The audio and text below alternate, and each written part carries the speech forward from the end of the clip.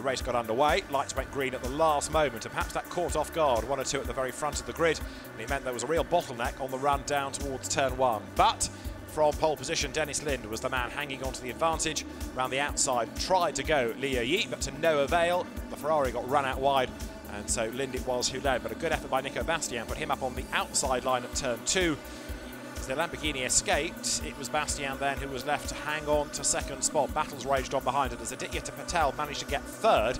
The Audi of last year's championship runners-up was looking good. It was not to last though, because it wasn't long before the car limped into the pit lane. We had cars in strife early on, a spinning Andrew McPherson. The damaged Aston Martin had been in and out of the pit lane. And when the pit window arrived, so with a flourish did Nico Bastian. Patrick Niederhauser was installed in the car, and with new rear tyres, it had so much better traction and so much more pace than the leader, the gap started to crumble.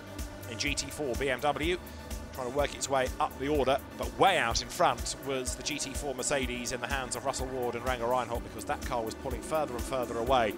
And on borrowed time, the leading Lamborghini of FFF Racing Team, it wasn't long before Niederhauser was crawling all over the back of Martin Kodrich, and however wide he tried to make the car, it always looked inevitable that the Mercedes would find a way through. And it came round the outside, going from turn 7 to turn 8. They touched, they both got a bit sideways, but the Mercedes was coming through, and it was all smiles at Grupperan.